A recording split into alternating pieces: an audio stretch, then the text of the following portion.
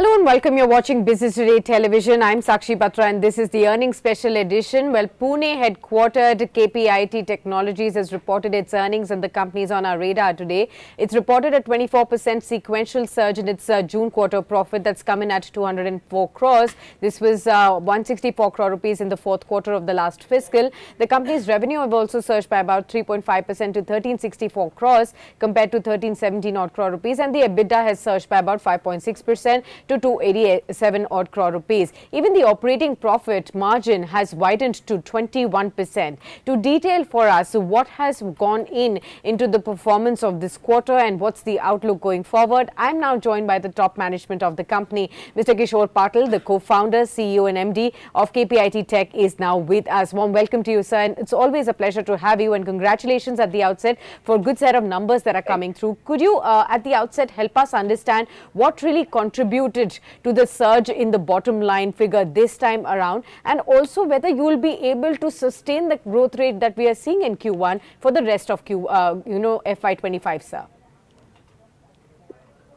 So let me just take a step back and give you some at a high level. You talked about all the numbers, but if you just look at the last 16 quarters, if you look at all the last 16 quarters,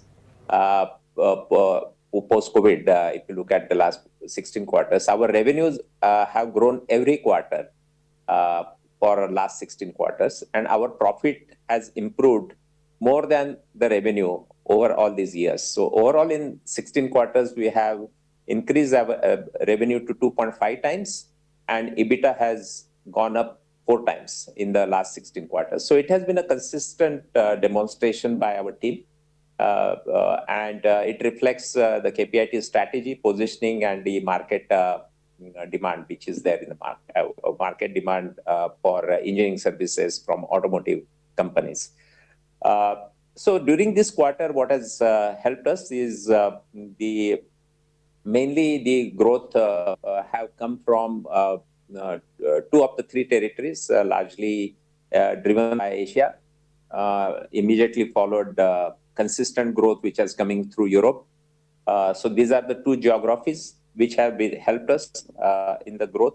The middleware operating system, powertrain, has been the other area which has really helped us to get this growth. So that has really helped. And the strong growth, of course, we have been in a position to convert into better operational efficiency and profitability in spite of certain spend, which is almost 0.7% impact because of the ESOPs we gave during the quarter. So if those ESOPs were costs would not have been there, which is not necessarily a very normal cost across the industry, then it would have been 0.7% more. Right. Now, going forward, actually, second quarter is a very special quarter where we have our increments. We continue to give top of the line increments, and that impact will be there.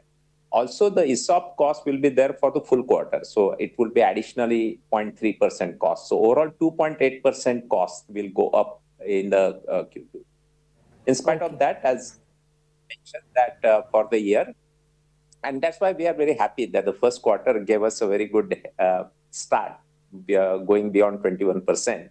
And for the year, our outlook has been, growth between 19 to 22% in terms of growth. And the second is 20.5% plus EBITDA.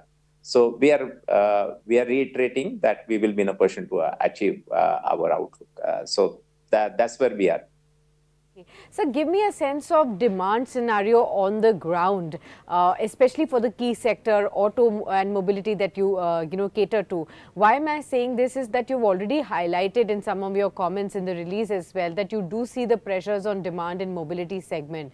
So, what are these, pressures that are coming in through? How long will they continue to be there?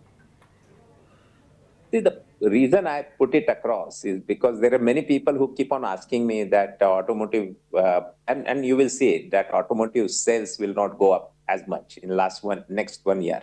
It will be soft. And the question keeps on coming to me on that. And the point is, the companies will have to invest into technology. to bring new products, to make it more efficient, to reduce the time of introducing new vehicles, and reduction of costs. These are the main drivers for all the OEMs. And that's where we will be helping them. And that's where our offerings will help them. And that's the reason I talked about it. So from our perspective, if you look at it, we have we have this T25 clients, which is basically 25 clients driving our growth, most of them OEMs. So over last 3-4 years, about 15 of them have delivered the growth, largely, significant part. The other 10 have been there. These are OEM, we were engaged, but now we see some of them really coming up and committing to a higher spend. So that is one more part. The second part we see is we are also getting into trucks and off-highway, which we believe will spend in some specific areas. Again, they see the same pressures from China, from technology, differentiation, etc. So we will help them in that part.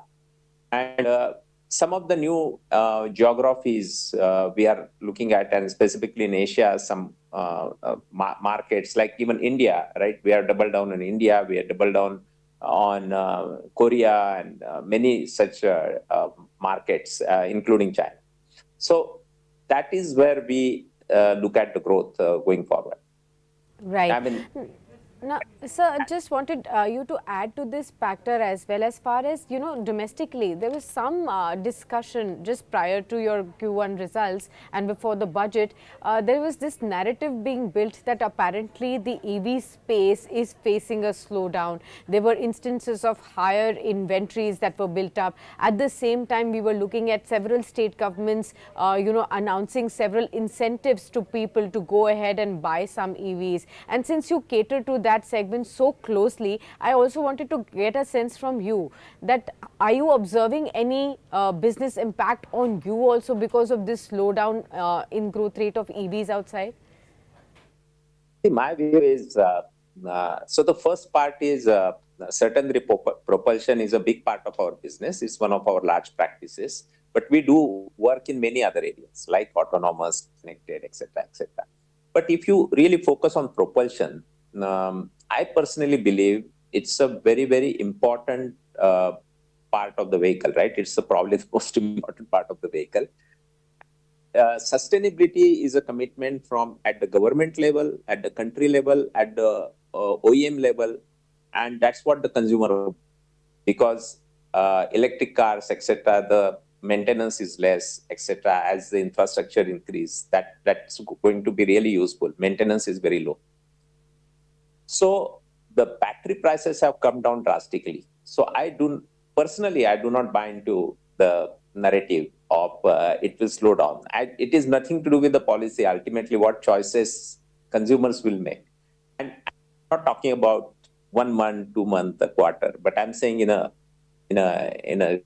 time period, I think that trend will continue.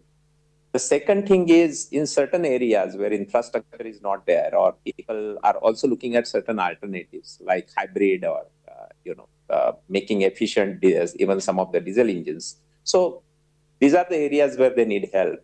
As I said, basically they want to reduce the time, they need more efficient technology, and they want to reduce the cost.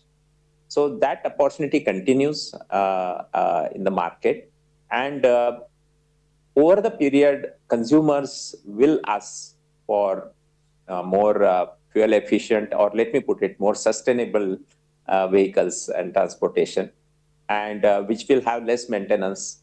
So I personally do believe that that's a irreversible trend. It may slow down a little bit or go up, but that's where the world will go. And some new technologies. Sure, sir. Now, let's understand a bit about your geographical performance as well. We've seen Asia is growing extremely well for you. I think in the last 5 quarters or so, we've actually seen the doubling of revenues in that space. But US continues to see some kind of a pressure. One, I wanted to understand, with low single digit right there, I wanted to understand how and by when do you see the US markets recover for you? Are you going to stepping the pedal further on the Asian markets? Which are the key markets are you going to be focusing now incrementally, since you're seeing higher demand on that scenario? And why US is something that I want you to focus on is because we are heading towards a big event there. US elections are going to be coming up, and the scenario that is emerging is also pointing out to be probably a Trump's return at the White House. Now, in case that happens, we've actually seen in the past, leadership under Trump, there has been a lot of focus on tariff hikes, a lot of focus on, okay, tariff for tariff between countries. If you're going to be putting in 100% import, I'm going to be putting in the same. It's going to be, back and forth. How are you looking that scenario to shape up the demand for you now, sir? Sure. So first, I'm very happy that we are growing significantly into two geographies out of three, which is very good, from that perspective. And I may say, of course, USA is a very important geography for us, and I think it has to do with two things. One is the kind of investments and the focus we got there. Maybe we could have done a little better internally. What we are doing is we are broad basing our customer base in US. Also, we are focusing on off-highway and auto, which is off-highway and trucks, which is also US has some good clients in that area. Third thing we are looking at is, to your point, with the China competition, many other OEMs globally wants to come into US, and how we can help them. So there are multiple levers why we can look at US, and we believe it will take a few quarters, but our discussions are going very well. Our pipeline is building. So I don't see that as a big issue. Okay. So you've also, I think, approved the acquisition of another 13% stake in N-Oream AG now. Would you be able to detail for us anything specific that we can look at? So this was one of the very interesting and little out of way acquisition for us. And not acquisition, we made a strategic investment into a gaming company which is only focused on automotive. So this company just focuses on gaming in automotive while in the vehicle. Naturally, when it is not driving, there is an opportunity to do it while it is driving at the back seat, but that's not where we are today. So it is there. So I think this company has that clear focus, and there is a reason, because what you see, the gaming on mobile or gaming on other thing is not necessarily what can work in the automotive when you are playing in the automotive. There are more opportunities there. So the main reason why we looked at it is the overall, over the period, vehicles will become like how the OEMs will help monetize the time of a passenger in the vehicle. So the number of car sales are not going to go up beyond a point, because there is going to be shared services, there are going to be robo taxis, there are going to be, naturally people are buying vehicles, public transport will increase. But what is going to go up is the way the OEMs will monetize, the time of the person. So for example, one example is in US, only 30% of the people charge the vehicle at home. So 70%, they go out and do the charging. What do they do during that charging? Maybe it's an hour, right? At least about an hour or so. So they can play games, they can eat, they can shop. So these are some of the use cases, and then you collect the data and provide more services in the time in which the people are spending in the vehicle. So, and you will be surprised, in Asia, some of the markets, people spend as much as 4 hours in the car when you are not driving. So I think that was the reason we actually tried to do that, to change the experience, because you are not talking about the experience only when you are driving, while you are driving, but also overall experience, right? When you are charging and you are doing this. So some of this will help them to do that. So we had taken a 13% stake. Actually, we had 26% is what we have agreed, but we just deferred it over 6 months. So that's how we have taken the pipeline, because already BMW has sourced the product already in there. Okay, got that. Well, thank you so much, sir, for speaking to us on Business Today and sharing with us the insights of Q1. All the very best for the rest of the quarterly earnings that will be coming in. And now, hopefully soon, we'll be having you back on the show to help us understand more about the vision of the company going forward. Thank you so much. Thank you, Sakshi. All right, with that, viewers, we wrap up this very special conversation with KPIT Tech, but earnings conversations continue to be there on your screen. So stay tuned with us on Business Today.